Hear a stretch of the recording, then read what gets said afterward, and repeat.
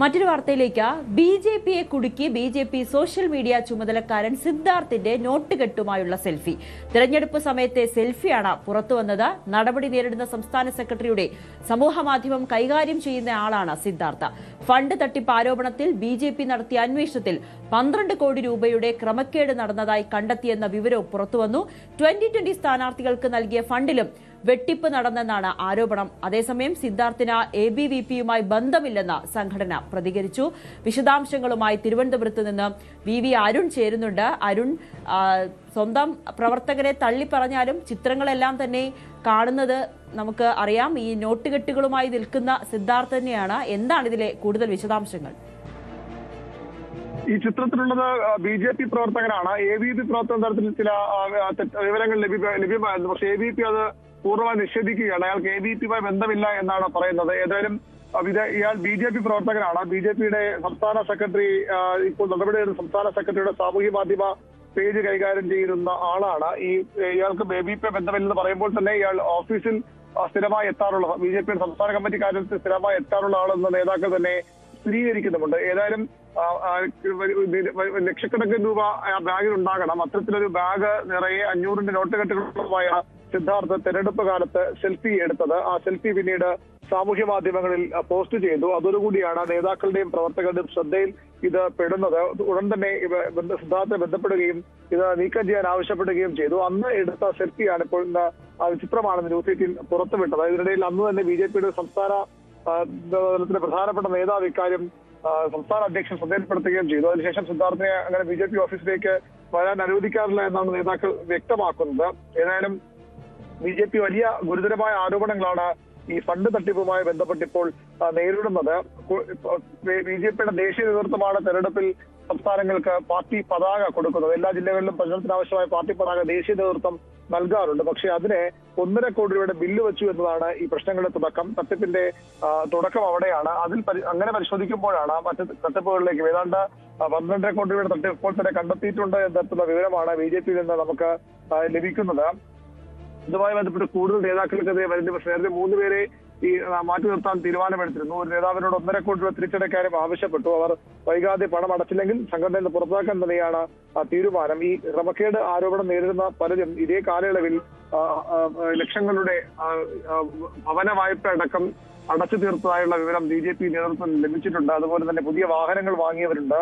ഈ social media ടീമും fund മുക്കി എന്ന പരാതി നേരിടുകയാണ്. ചെയ്യാത്ത PR പ്രവർത്തനങ്ങൾക്ക് പണം കൈപ്പറ്റി എന്ന ആരോപണമാണ് ഈ അന്വേഷണത്തിൽ കണ്ടെത്തിയിരിക്കുന്നത്. ഈ ആരോപണ വിധേയരുടെ സംശയനിലയിലുള്ളവരുടെ അക്കൗണ്ടുകൾ, ബാങ്ക് അക്കൗണ്ടുകൾ പരിശോധിക്കാനും തീരുമാനമുണ്ട്.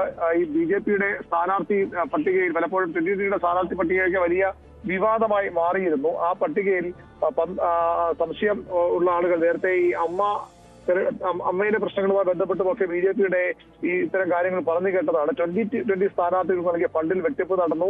ബി.ജെ.പി സംസ്ഥാന അധ്യക്ഷനുമായി അടുപ്പമുള്ള കൊച്ചിയിലെ തീവ്ര ഹിന്ദുത്വ നിലപാടുള്ള ഒരു നേതാവ് സ്ഥാനാർത്ഥികൾ 2020 സ്ഥാനാർത്ഥികളെ സ്പോൺസർ ചെയ്തു എന്ന ആരോപണമാണ് ബി.ജെ.പിയിൽ ഉയരുന്നത്. അമ്മയിൽ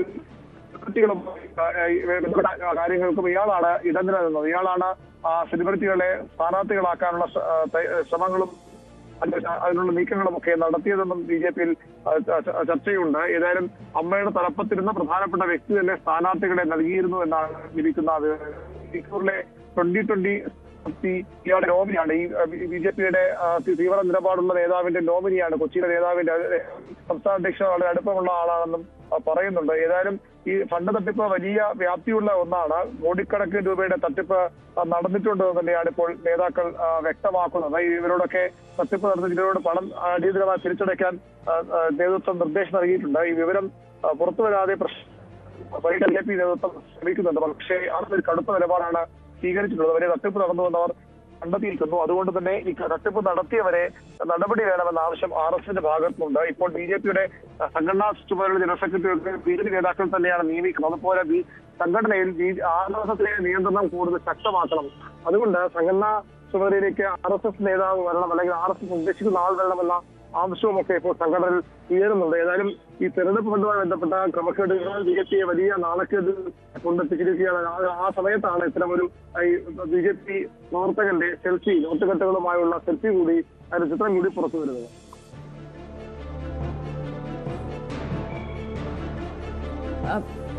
അരുൺ, അത് തന്നെയാണ് ഈ ഗുരുതരമായിട്ടുള്ള ആരോപണങ്ങളാണ് ഇപ്പോൾ പുറത്തു വന്നുകൊണ്ടിരിക്കുന്നത്. ഈ ഫണ്ട് തട്ടിപ്പുമായി ബന്ധപ്പെട്ട് ഈ 2020 സ്ഥാനാർത്ഥികൾക്ക് നൽകിയ ഫണ്ടിലെ തട്ടിപ്പ്, അതോടൊപ്പം തന്നെ BJP സംസ്ഥാന അധ്യക്ഷനുമായുള്ള തീവ്ര ഹിന്ദുത്വ നേതാവാണ് 2020 സ്ഥാനാർത്ഥികളെ സ്പോൺസർ ചെയ്തതെന്ന ആക്ഷേപം വരുന്നു. അത് നേരത്തെ ഇപ്പോൾ അരുൺ സൂചിപ്പിച്ചതുപോലെ തന്നെ താരസംഘടനയിലടക്കം ഇക്കാര്യങ്ങൾ ഉയർന്നു വന്നതുമാണ്. അങ്ങനെയാണെങ്കിൽ ഇതിൽ കൂടുതൽ അന്വേഷണങ്ങളിലേക്ക് കടക്കേണ്ട ഒരു സാഹചര്യം കൂടിയല്ലേ ഈ ഒരു ആരോപണങ്ങൾ? തീർച്ചയായിട്ടും സാമ്പത്തിക ആരോപണങ്ങൾ BJPക്ക് നേരത്തെ ഉയർന്നതാണ്. വലിയ പണം ഒഴുക്കുന്നു BJP എന്ന വിമർശനം LDFും UDFും ഒരുപോലെ ഉന്നയിക്കുന്നതാണ്. സീറ്റുകൾ പിടിച്ചെടുക്കാൻ ആ രീതിയിൽ പണമൊഴുക്കുന്നു. തിരുവനന്തപുരത്തും 2 സീറ്റുകൾ BJP ജയിച്ചത് ആ രീതിയിൽ പണമൊഴുക്കിയെന്ന് CPMും കോൺഗ്രസും ഒരുപോലെ ആരോപിച്ചതുമാണ്. അല്ലെങ്കിൽ അവിടെ ഇത്ര ഫലം ഉണ്ടാകുമായിരുന്നില്ല എന്നായിരുന്നു കോൺഗ്രസിന്റെയും CPMന്റെയും ആരോപണം. പക്ഷെ അതിനൊന്നും തെളിവുകൾ ഇല്ല. ഏതായാലും ഇത്തരത്തിൽ വലിയ രീതിയിൽ പണം കൈകാര്യം ചെയ്തിരുന്നു. അത് ഈ ഇത്തരം വളരെ പ്രാദേശികമായ നേതാക്കൾ പോലും, പ്രവർത്തകർ പോലും ഇത്രയും വലിയ തുകയുമായുള്ള സെൽഫിയൊക്കെ എടുക്കുമ്പോൾ സ്വാഭാവികമായി ആരോപണങ്ങൾക്ക് ബലം കൂടും.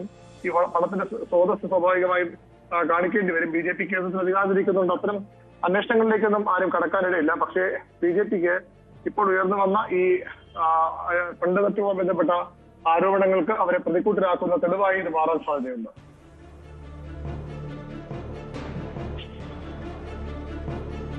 VV അരുണാണ് വിശദാംശങ്ങൾ നൽകിക്കൊണ്ടിരിക്കുന്നത്. എന്തായാലും BJP ഫണ്ട് തട്ടിപ്പ് കേസിൽ ഫണ്ട് തട്ടിപ്പിൽ കൂടുതൽ വിശദാംശങ്ങളാണ് പുറത്തു വരുന്നത്. അതിനിടയിലാണ് BJPയുടെ സോഷ്യൽ മീഡിയ ചുമതലക്കാരനായ സിദ്ധാർത്ഥ് നോട്ടുകെട്ടുകളുമായി നിൽക്കുന്ന സെൽഫി അടക്കം പുറത്തു വന്നത്.